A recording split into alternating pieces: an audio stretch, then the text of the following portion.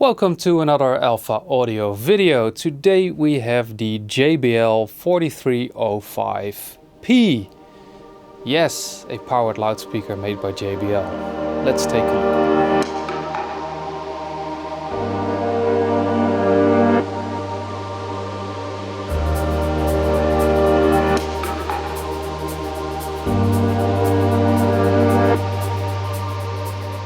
We honestly didn't know about its existence until we got a press release and had it on our desk, but that's not really surprising because it's the first powered loudspeaker in their studio lineup. Of course, we know JBL from all the boombox Bluetooth speakers, and they do a really good job with that.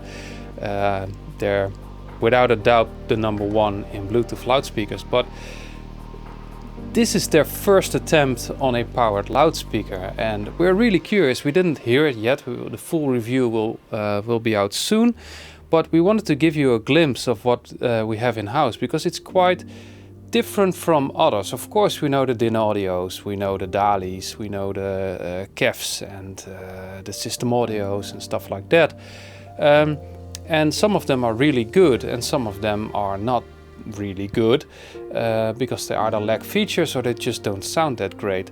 But JBL did it a little bit differently. This is the master loudspeaker with the volume control on the front. The only thing they didn't do that great is the remote control. It's really plastic, but it is Bluetooth, so you don't need to aim.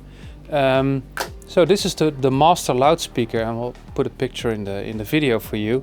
At the back, you don't only see analog connections like jacks, like XLR or Kinch connections, but the XLR input is also a TRS input. And yes, they're standard connections, but we don't get why not all producers just put in the dual inputs. So you can use the big jack plugs, the TRS plugs, or you can use an XLR input, just a normal balanced connection.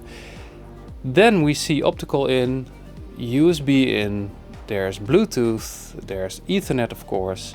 You have a digital link between the master speaker and the slave speaker. If you use a cable, you can go to 192 kilohertz. If you don't use a cable, you use the wireless link between these two, the signal gets capped at 96 kilohertz to remain stable. I think it's possible now to do 192 with wireless, but they choose not to. But if you need that higher resolution, you can go for you can opt for a cable between the left and the right loudspeaker. So you connect everything to this master speaker, just like with all the other systems, by the way. But you get the option to do a lot of connections on it. And yes, it's only optical, no HDMI in, and that's, I don't know, they could have done that. But if you have, I don't think it's always that handy, honestly, to have everything connected to one loudspeaker. Because suppose you want your TV to be connected.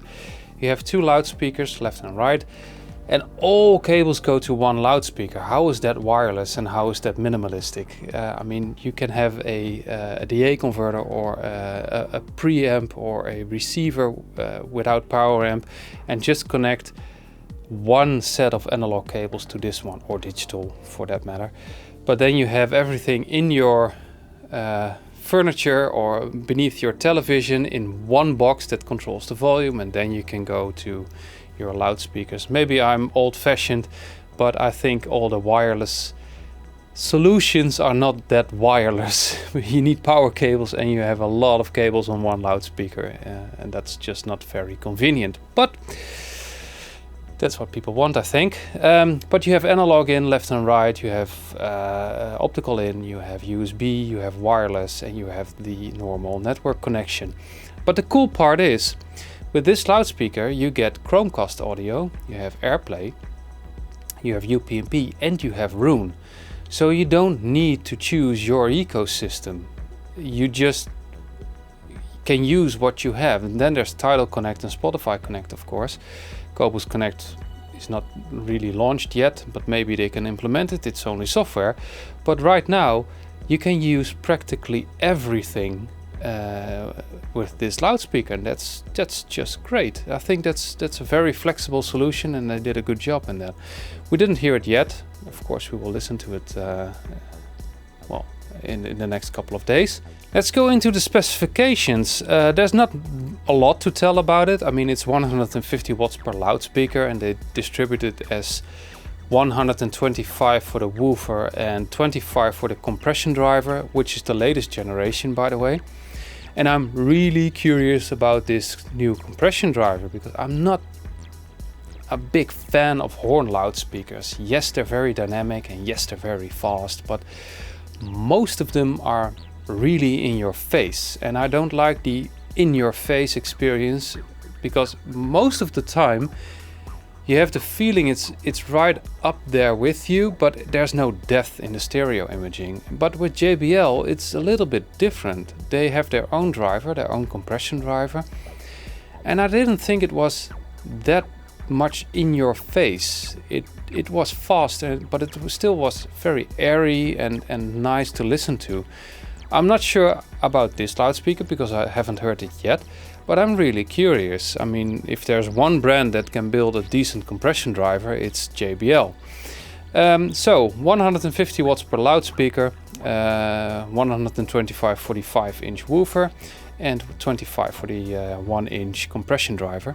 The woofer can go down to 45 Hertz, and that's pretty low. I mean, it's minus 6 dB, but it's still pretty low for a loudspeaker of this size. It's small, and it's only 7 kilograms per loudspeaker, so I assume there's a switching power supply inside, but that doesn't tell you anything. It can be a good one, it can be a bad one, just like with linear power supplies.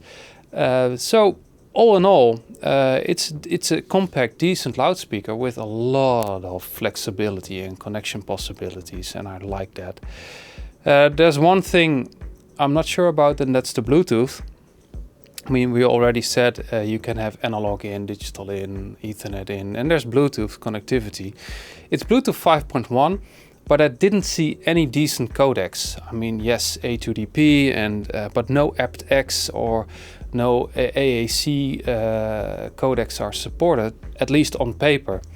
I'll have to try, and I have to see how the sound quality is, because if it's the basic Bluetooth stack, that's not really that great. But on the other hand, you have all the lossless networking capabilities like UPnP, Chromecast, Airplay, and of course ROON. So it looks like a very interesting powered loudspeaker made by JBL, and yeah, well, there's a lot of competition in that field. Like I said, Dali, Bowers & Wilkins, KEF, System Audio, all the big boys are up there. But yeah, JBL is part of the Harman Group, and Harman Group is part of the Samsung Group, so they have a lot of money. Review will follow soon. Hope to see you later. Thank you for watching. Bye bye.